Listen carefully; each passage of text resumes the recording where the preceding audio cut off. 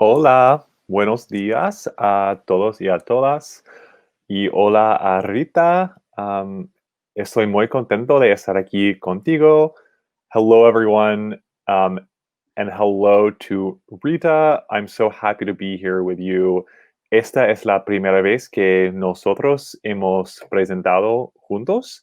This is the first time that we have presented together. Quizás ustedes se dan cuenta de que Rita presentó un tema hace 3 semanas. Perhaps you all remember when Rita presented a topic 3 weeks ago.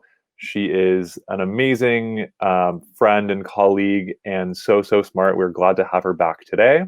She will be taking the place of David in our weekly Facebook Live Spanish Ask Me Anything sessions for this week. So we are so delighted to have her. Rita, buenos días o buenas tardes, buenas Yeah, it's noches. actually, well, we would say buenas tardes because remember, buenas noches is, well, some people say it when you're going to bed. So it's mostly buenas noches cuando vas a dormir. Although it's pretty dark already here in Berlin. Yo vivo en Berlín, entonces ya está oscuro. A las 4 de la tarde ya oscurece. It gets dark at 4 p.m. So, anyways, hola a todos y hola a todas. Me da mucho gusto acompañarlos en esta sesión, and I'm thrilled to be here with David as well. And we will continue talking about this delightful topic. But first of all, let's have a bit of conversation with you. Espero que todos estén muy bien. Hola, desde Berlín. Yeah, es bueno que estemos aquí hablando con los espectadores fantásticos. It's good that we are here talking to our amazing viewers. Esperamos que este episodio sea muy didáctico. We hope that this episode is very educational and didactic for you. We're going to be discussing el mismo tema, the same theme, the same topic from last week and the week before, el subjuntivo. And we know this is a tricky topic. We introduced the topic 2 weeks ago with a little bit of an overview about what it is. Last week, we got into a couple of the use cases talking about in which context we see the subjunctive. And we're going to finish up talking about a couple more use cases this week. So this is a very, very heavy topic in terms of content, but we know that you all are so good at keeping up, and we've been really impressed with the work that you've done so far. So we're not worried at all. No estamos preocupados. We think that you all will really get a good grasp on this topic by the end of it. So, Rita, quizás debamos comenzar. Perhaps we should just begin. Of course. Esperamos que les sea muy útil este episodio. We hope this is a very useful episode for you. And just to have a quick intro and reminder of what David and David explained last week.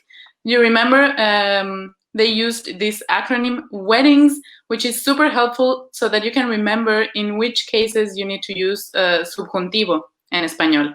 So let's do a very quick recap of what each letter stands for. So then let's start with W, which is wish and will. Then letter E, which is emotion. Then let's go to the first letter D, which is doubt. Second letter D is denial.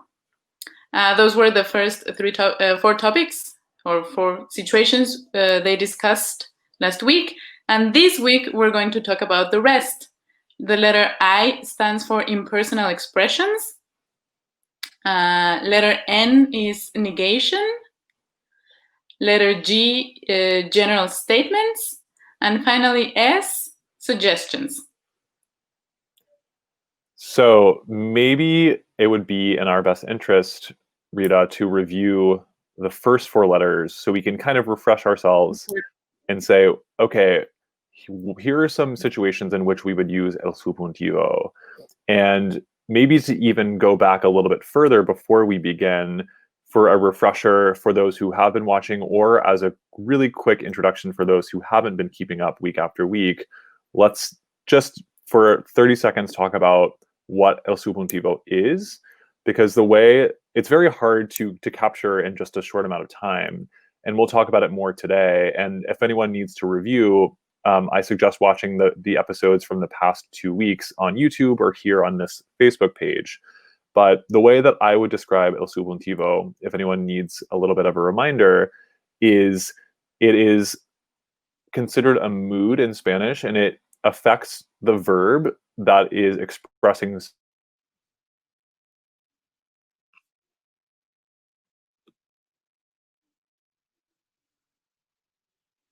and say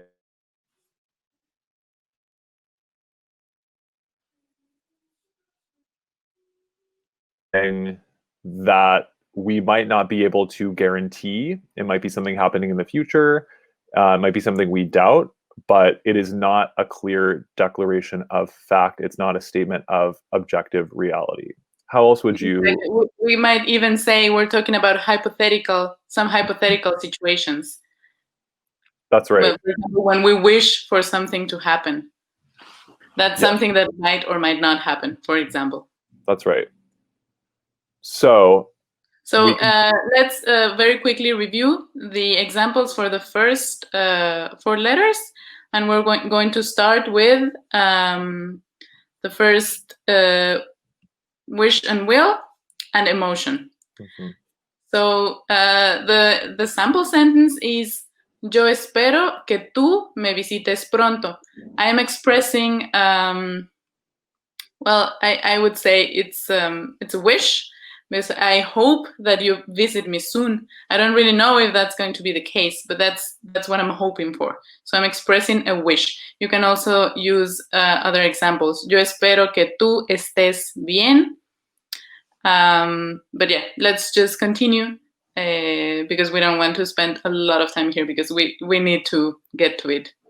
And of course, get to your questions. And then we have emotion. Es muy triste que tenga que irme. It's very sad that I have to go. You see the emotion there in the first part of the sentence, the first clause, es muy triste. That's where we're expressing the emotion. And remember that always the verb in the second clause is always the verb in subjunctive. You can also say, es muy agradable que estemos juntos. It's very nice that we are here together sharing this episode, for example. Mm-hmm. Then let's go to doubt and denial. Dudamos que María venga a la fiesta. We doubt that Maria is coming to the party.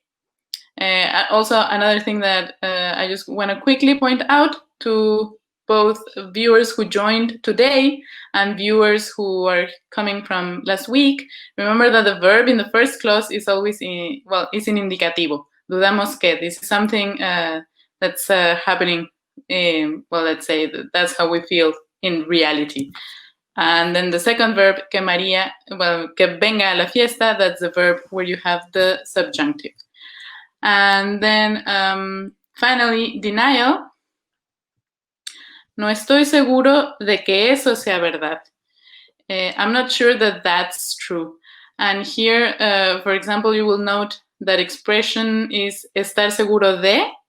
That's why that de needs to be there in addition to the que that David and David addressed last week. So, no estoy seguro de que eso sea verdad. That's the final case where the first of the 4 cases that you reviewed last week. Remember that if you have questions at any point, you can write them in the comments and then we can address them. That's why this is an AMA, so you can ask all of your questions.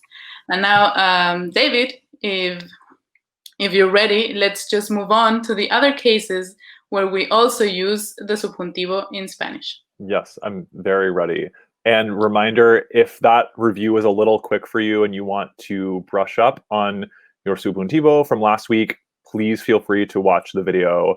We go into it so much more depth for each example if you weren't able to watch last week or if you want to watch again. So let's start with the letter I in the acronym weddings for this week, which is impersonal expressions.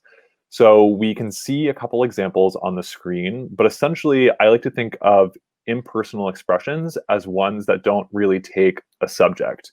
So in the first examples we just reviewed, we're talking about, oh, I'm sad that this is happening, or we doubt that that Maria is going to come to the party. And these are all, for the most part, expressions that take someone who is feeling a certain way or expressing a doubt or no estoy seguro, I'm not sure. But in these examples, we're seeing impersonal expressions, which means that they are not related to a person, a subject, but more just to a general idea of, okay, here in this example, es bueno que estudies todos los días. It is good that, es bueno que, you study, tú estudies, or you can choose to drop the tú, estudies todos los días. So we see that the impersonal expression es bueno que means it is good that, and I'm not saying I think it's good that, or I'm happy that you study every day. I'm just saying impersonally, it is good that this happens. It's good that you are studying every day. It's good that Maria venga a la fiesta. Es bueno que eso sea verdad. It's good that that is true. So we can take the same sort of subjunctive clauses from the previous examples and substitute them in and see that we'll still use them in the subjunctive. Es bueno que is indicativo, and then we introduce el subjuntivo with this impersonal expression. Same thing happening here. Es ridículo que, it's ridiculous that, tengamos, subjunctive, tengamos que traer un regalo a la fiesta. So that translates to, it's ridiculous that we have to bring a gift to the party. So we're making some sort of general impersonal statement about it being ridiculous. And I'm not saying I'm ridiculous or I am upset that I have to bring a gift to the party, but I'm just saying in general, it is ridiculous. And this is my subjective opinion, of course. So that's why we're seeing the subjunctive appear here, but we're introducing the subjunctive with this impersonal statement, which doesn't really take a subject. So Rita, how else would you kind of talk about these examples? Yeah, we can also use other expressions like es necesario que, and that's also an impersonal expression. So it's necessary that. So we could say, for example, es necesario que te abrigues bien durante el invierno. So it's necessary that you dress warmly during winter. That's also an impersonal statement. As you see, it follows the same structure that we have in these examples here. Es necesario que. You start with the verb in indicative. Te abrigues bien. And the verb in subjunctive is this one, abrigues. Well, that's a verb. If you know, or if you have a Latin American family, that's a very beloved verb by mothers and grandmothers, because they always, when you leave home, they're abrígate bien. So dress warmly so that you don't feel cold outside. So you could also say, es importante que te abrigues bien. It's important that you layer up, that you bundle up well. So we're hoping to convey that we're sure kind of injecting our subjective opinion. We think it's necessary, it's important, it's good that you bundle up or that you study every day, but we're not framing it as, I want you to bundle up, I want you to study every day. We're saying, oh, more generally, yes, it is good that you do this. It is important. It is necesario that you do this. And we're introducing the subjunctive because we're making this general statement, this impersonal expression.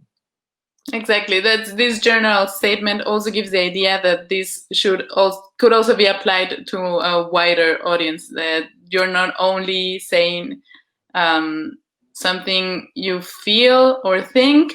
This is something that everybody should do. Let's say, for example, it is a good thing that everybody studies every day. So you're putting it out there as a general thing. So I think that's a good way to summarize impersonal expressions. Maybe we should, if there are no questions, move on to the next letter in weddings, which is N for negation. This one, I sometimes struggle to draw the line between what is negation and what is denial or doubt, which goes to show that weddings isn't the perfect acronym because there is some overlap, and it leaves out some key examples of when to use the subjunctive as well. But it does a really good job of capturing the general idea. My point is that negation is kind of an umbrella term that applies to a lot of different sort of scenarios, and we'll run through two of them in these examples here. But maybe, Rita, you can do a better job explaining the concept of negation than I can, just because I tend to confuse it a little bit with doubt and denial, and we'll see why in these examples. But we take this first example. No hay nada que me haga cambiar de idea. So there's a little bit to unpack here. We know that the word I means there is or there are. And if we say no hay, that means there is not or there are not. And we learned many episodes ago when we talk about negation words in Spanish, we're allowed to and actually supposed to use double negation. In English, we would say there is nothing or there isn't anything. But in Spanish, we say no hay nada. There isn't nothing or there aren't nothing. So we see no hay nada. There is nothing. Que me haga. So haga is actually the verb, the subjunctive form, one of the subjunctive forms of the verb hacer, to make. And in this case, we're using it in the context of to make someone do something. So it actually works sort of similarly to English. You can make a I'm trying to think of what you would make, like make a cake or something. But you can also make someone do something in Spanish, and it's the same verb as well. So there is nothing that can make me change my mind. The thing about why we're using subjunctive here is because there's this thing that can make me change my mind does not exist. It's a hypothetical because we can't point to it and say, that is what's going to make me change my mind. That right there, that idea, that person, that concept, in fact, it doesn't exist. There is nothing that will make me change my mind. And so it's a little bit tricky, but this idea of que eso que me haga cambiar de idea, the eso, that thing, that hypothetical thing does not exist. And for that reason, it is not an objective reality, and therefore we use the subjunctive. So Rita, maybe you can do a better job of explaining than I did, but that's kind of how I view it. No, I think, David, you explained it really well. I also want to point out that since we are negating here, I would say we move on to the next example, because first I want to do a contrast between maybe so that it's easier to explain this idea of negation and how it's a bit different from denial. Mm-hmm. Okay, so the next example is, and I will go back to these no hay nada que, so bear with me, just to add a bit more to the explanation. So here you have, no creo que vayamos a California en Navidad. I don't believe that we are going to California this Christmas. Here, if we take this sentence and make it a positive one, this is where it also gets trickier, and it's worth mentioning. If you use verbs like creer, believe, or pensar, to think, if you use it in the positive, in a positive sentence, you will use the indicative mood. So if you say, creo que iremos a California en Navidad, you are thinking that that's going to happen. creo que iremos a California en Navidad. And then, so pay attention because that's indicative. However, when you negate the sentence, then you need subjunctive. No creo que vayamos a California en Navidad. And that's something that some learners struggle with, because then you need to change the mood. And you should remember that, because that doesn't happen in English. It's the same thing. For example, if you say, if I tell David, yo pienso que tú eres una buena persona, and then I'm using indicative. No? However, if I negate that, and this is just an example, if I tell David, yo no creo que tú seas una buena persona, then I'm using the subjunctive. So it's that's a good way to explain why negation and denial are a bit different. I know it can be confusing, and they are very, very similar. I also want to point out that although it's not perfect, I think weddings is a very, very useful acronym, so that you can remember the situations where you need to use subjunctive. Es un acrónimo muy útil. So even though it has its shortcomings. And then going back to the first example, yeah, you're definitely addressing a situation, but then you can also use, say other statements like, and following this verb, hacer, no hay nada que me haga venir a la fiesta, then you're still having this idea of change. However, the explanation of negation doesn't work in the first example, because hay algo que me hace venir a la fiesta. That sounds a bit weird, but it works in the example, the second example, with verbs like creer, to believe, and pensar, to think. Yes, that's a great summary, Rita. I think you explain it better than I ever could. When it comes to the second example, I struggle a lot with the difference between pensar and no pensar, creer, no creer. But I like to think of it as if I say something like, yo pienso, I think que, that tú hablas bien. I think that you speak well. You hear me say hablas indicativo, because this is your speaking well is a reality to me. It's objectively true. Yo pienso que hablas bien. But if I say no pienso, yo no pienso, I do not think que tú hables bien, you hear that verb hablar now in the subjuntivo, hables, because your speaking well is not an objective reality to me. It's actually something I don't believe to be true. And so therefore I use the subjuntivo. So yo creo que tú hablas bien, indicativo. Yo no creo que tú hables bien, subjuntivo. And I think that setting up that contrast like you did earlier, Rita, is a great way to show the differences between affirmative statements and negated or negative statements. Yeah, it's one of the particularities of Spanish that that people should remember when speaking. Of course, we know the goal when you're learning a language is that people understand you, even though you don't speak 100% correct. So I just want to tell everybody, keep trying, sigan intentando, and mistakes are part of the learning process. Los errores son parte del proceso de aprendizaje. And that's why we're having these sessions, so that you get better and better. So maybe we should move on to the next letter, which is G, for general statements. This one makes me laugh a little bit because there are so many kind of random or mix and matched use cases of the subjuntivo that I like to throw under the umbrella term general statements. I think that it's kind of the catch-all term for when I don't know where to put another use case. And we'll see two examples on the screen of why that's so. But for me, this is kind of where I lump together all of the ones that I can't fit in a different letter of weddings, and we'll see why.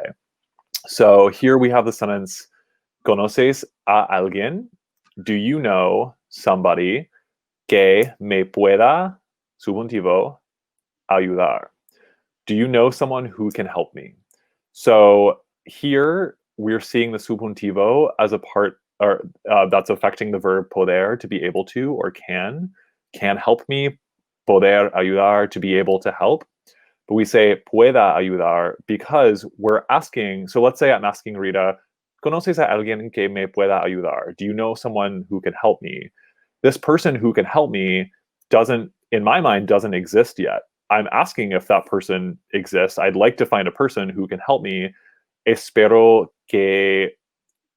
poder encontrar a alguien que me pueda ayudar. I hope to find someone who can help me. But at this moment in time, that person may or may not exist to me. I'm buscando a esta persona. I'm looking for that person. But I use the subjuntivo because the person who is going to help me objectively does not exist yet to me, and that's why I'm asking.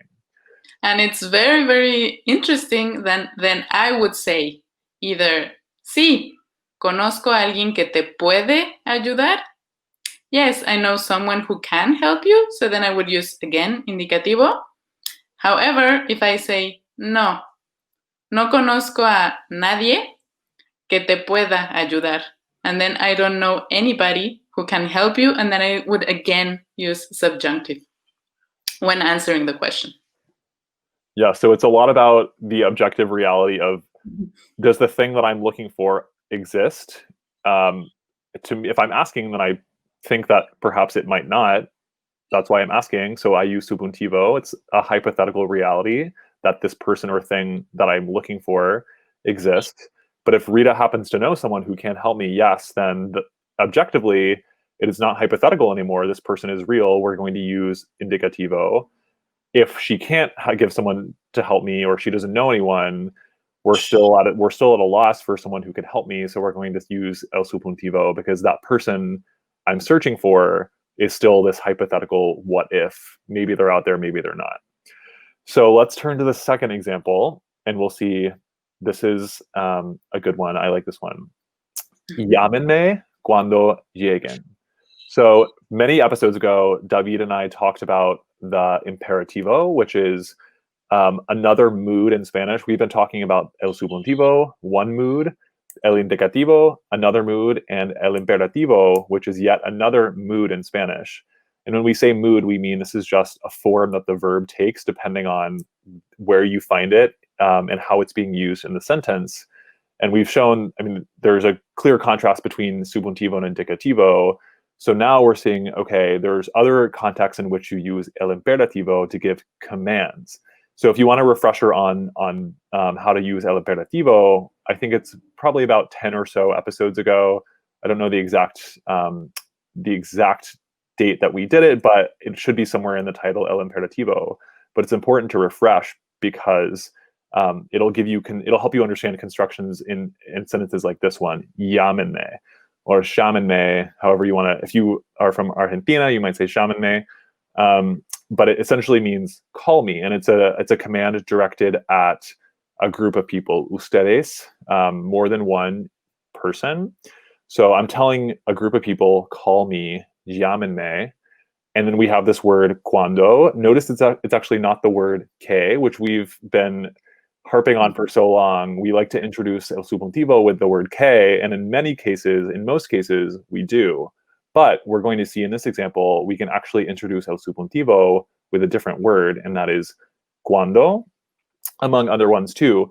But here we recognize the word cuando from another episode where we talked about question words.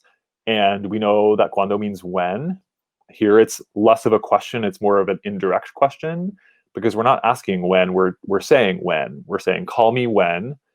And then we finally have el subjuntivo with the word lleguen. So llegar means to arrive, and the subjuntivo form in the third person. So third person plural, remember I'm speaking to a plural group of people in the third person, llámenme, is lleguen. So when you arrive, I want you to call me. Call me when you arrive. But because you have not yet arrived, this situation in which you arrive is still a hypothetical. It hasn't happened, it's not guaranteed. We're talking about a future action that has yet to happen. So we're going to use el subjuntivo because I cannot guarantee that you're actually going to arrive. I certainly hope you do, and I hope that you call me when you arrive. But this is something in the future. And so I'm going to use el subjuntivo until it becomes an objective reality and you actually arrive at your destination. Exactly. And what David was saying about using here cuando instead of our beloved que that we have been using in other statements, remember that for every rule in languages, there's always exceptions. So also bear in mind that there are other words you can use to introduce these clauses. So another example I can give you is vean el video sobre el imperativo cuando puedan. So watch the video about imperativo when you can. That's another, command / suggestion for our viewers. But then it's the same structure that we have here. Vean el video cuando puedan. Watch the video when you can. So I would like to now confuse you even more and throw in a contrasting example to this llámenme cuando lleguen, because we're talking about the future, a possibility that you all arrive and that you call me hasn't happened yet. But what happens when we have cuando, the same word cuando, when, in an example that happens in the present, that is something that is an objective reality? So let's take a sentence like, ustedes me llaman, you all call me, statement of fact. It's not a command. I'm saying that, yes, you all call me cuando, when, llegan, when you arrive. So let's say, or cada mañana, each morning, ustedes me llaman cuando llegan a la tienda. When you arrive at the store, you call me every morning. So this is something I'm describing a habitual pattern. Something that I know to be true is the fact that, yes, you all call me every morning when you arrive at the store. So it's no longer this hypothetical situation. I'm stating what I believe to be true, what is an objective fact, that you all, ustedes me llaman, not a command, just a declarative statement. Ustedes me llaman cada mañana, every morning, cada día, whatever you want to say, cuando llegan, when you arrive, you always call me, something like that. So I hope to show the difference between the sentence you see on the screen is the future. It is something we can't guarantee will happen, but I'm giving you a command telling you to do something when you arrive, subjuntivo, versus what I just said, an example of you all always manage to call me when you arrive every day. And that is an objective fact, and I'll use el indicativo for that reason. Exactly. It's also, as you yourself mentioned it, a habit, ¿no? Un hábito. Algo que se hace todos los días. Something that is usually done every day. No? That's a big difference. And thanks for introducing that so that people see contrasting contrasting examples for the different cases. Because sometimes people might ask, but I have seen these examples, but I'm not sure when to use it. So, or how, if it's the same words. Yeah. Nicole asked if I could type out the example I just said, but Linda actually came through for me and did it before I could even do it. So thank you, Linda. Here would be the example, ustedes me llaman cada día, you all call me every day when you arrive. So you can see the difference between lleguen, el subjuntivo, and llegan, el indicativo. And that, for me, something I always confuse, but I try to remember, okay, has it happened yet? Is it something I'm describing that happens in the present, indicativo, or is it going to happen? And in that case, we would use el subjuntivo. So thank you, Linda, for typing that out. And yes, and someone else, Rita, also typed S is suggestions, so that is correct. Let's move on to the last part of our acronym, which, yes, is indeed suggestions. This one's a bit easier. I would say coming off of impersonal expressions and general statements, which can be pretty tricky, suggestions is a nice way to wrap it up. It's, I think, a little bit easier to understand. So we can show the sentences on the screen for that.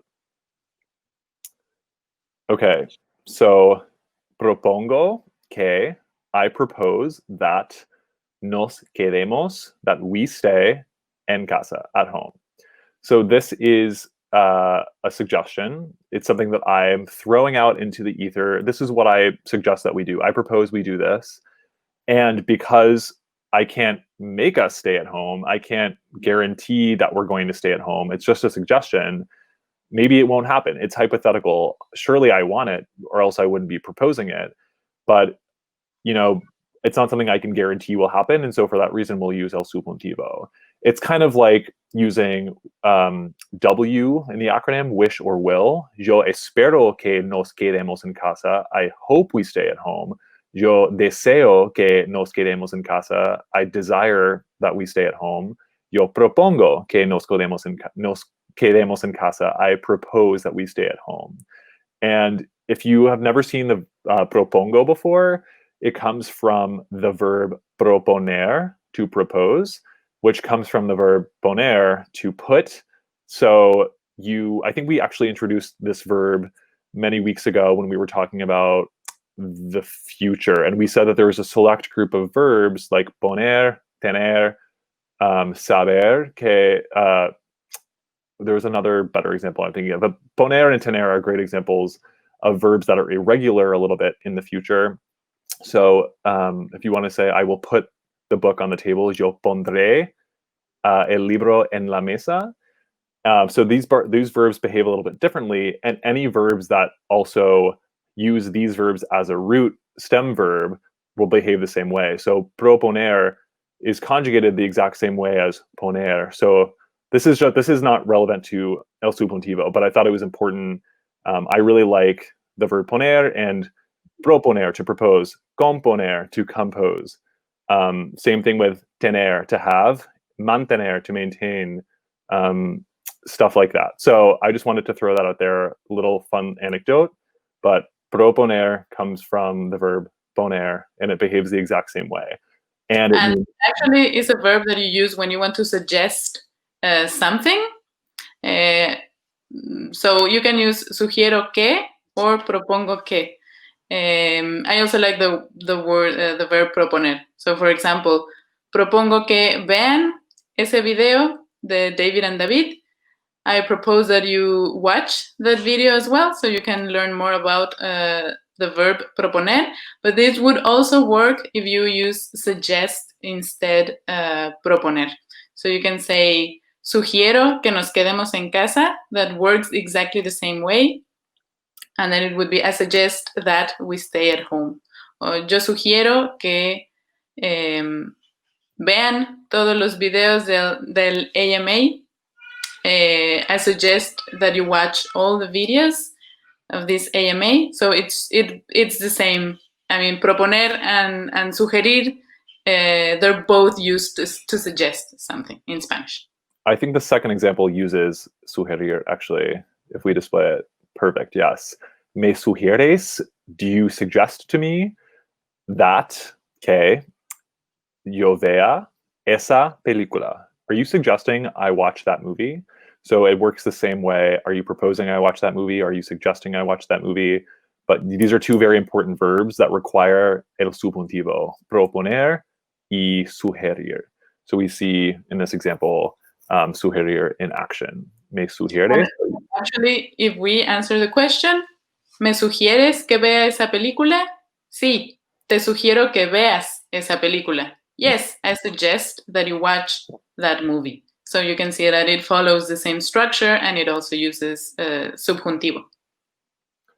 So I hope that's a little bit easier to understand, just because when we suggest or propose an idea, it's something we want to happen, but we can't affirm that it's going to happen. We can't guarantee it.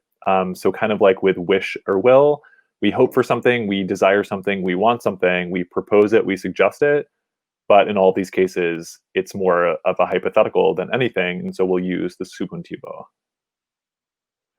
So Carlin asked that we please write the sentence about watching the video. We could write something. I'll try to type it out here. Yo sugiero que ustedes vean el video. And I'll put it on the screen when it loads. Okay. So something like that. I suggest that you all watch, vean, subjuntivo, el video. So again, it's a suggestion. I can't guarantee you're going to watch this video, but I certainly can suggest that you do it. And for that reason, we use el subjuntivo. I think we, as hosts of the AMA, we would say, esperamos que ustedes vean el video, because it's our sincere hope that you do. Yes. Okay, so that was those were the final 4 letters of the acronym WEDDINGS. And now we've covered them all: wish, emotion, doubt, denial, impersonal expression, negation, general suggestion, or general statements and suggestions. So I think that's a very good overview of when to use el subjuntivo, the subjunctive. We've tried to take a very, very complex topic and boil it down to now 3 videos. So I would understand if you're so tired of hearing about el subjuntivo, but it is a very important topic in Spanish. Un tema muy importante, and nosotros esperamos que ustedes hayan aprendido algo, we hope that you have learned something along the way. So, like we were saying before, if you are so beyond confused, we recommend taking a look at the videos from this week, last week, and the week before, and that will give you a pretty good refresher on what el subjuntivo is and when we use it. So that also leaves a lot more work to be done, because we know a little bit more about when to use el subjuntivo and why, but how do we use it? How do we actually take verbs that we know how to conjugate in the indicativo, which we've had practice with, and now conjugate them in el subjuntivo? So there is more to be explained. Not sure if that's what we're going to tackle next week, or if we'll give you lovely people a break from hearing us talk about el subjuntivo. But keep in mind that to use el subjuntivo, you have to know how to change the verb endings. And you might have picked up a little bit of